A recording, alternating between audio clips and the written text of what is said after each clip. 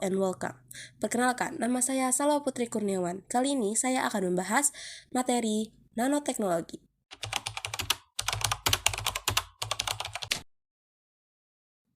Apa itu nanoteknologi? Kata nano berasal dari bahasa Yunani yang artinya kerdil. Ukurannya adalah 1/1000 juta atau 1/1.000.000.000. Jika dibandingkan terhadap ukuran meter, maka 1 nanometer sama dengan 10-9 meter. Ukuran nano ini digunakan pada rekayasa teknologi sehingga dikenal dengan istilah nanoteknologi. Menurut US Environmental Protection Agency atau EPA, arti nanoteknologi adalah sebagai pembuatan dan penggunaan struktur, perangkat, dan sistem yang memiliki sifat dan fungsi baru karena ukurannya yang kecil. Lalu, menurut Royal Society, pada tahun 1994, nanoteknologi adalah sebagai studi tentang fenomena dan manipulasi material pada skala atom, molekuler, dan makromolekul, di mana sifat-sifatnya berbeda secara signifikan dari skala yang lebih besar. Dan menurut National Nanotechnology Initiative atau NNI, maka nanoteknologi dapat didefinisikan sebagai pemahaman dan kontrol materi pada dimensi antara sekitar 1 dan 100 nanometer, di mana fenomena unik memungkinkan penerapan baru.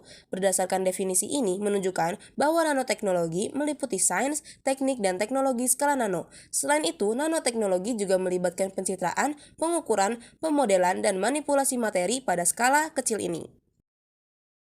Contoh produk nanoteknologi. Yang pertama ada tabir surya. Partikel-partikel nano tersebut bukan hanya sangat efektif dalam melindungi kulit dari radiasi sinar UV, tapi juga terasa lebih ringan di kulit. Yang kedua ada pakaian. Saat digunakan dalam tekstil, nanopartikel silika dapat membantu membuat kain yang menolak air dan cairan lainnya.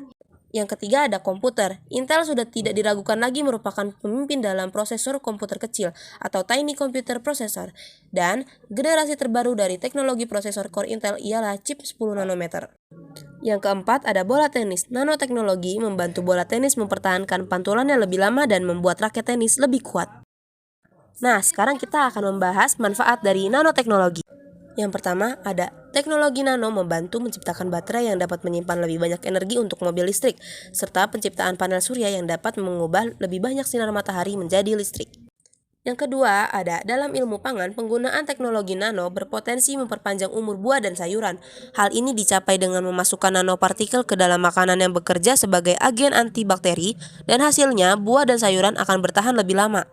Yang ketiga, ada nanoteknologi meningkatkan kemungkinan diciptakannya alat perekam mikroskopis yang hampir tidak dapat dideteksi. Salah satu kemungkinan lainnya adalah diciptakannya peluru pintar, yaitu peluru terkomputerisasi yang dapat dikendalikan dan diarahkan dengan sangat akurat. Nanoteknologi dapat digunakan untuk membuat bahan dengan kekuatan mekanik yang lebih tinggi dan pada prinsipnya dapat membuat pakaian super kuat.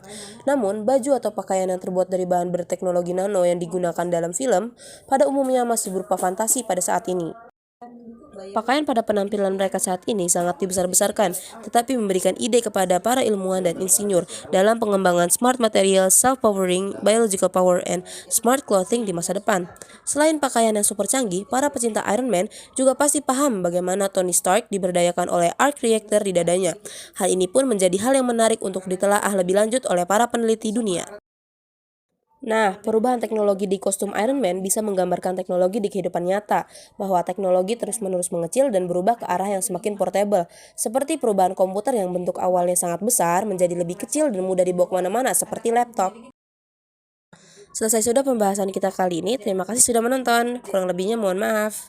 Goodbye.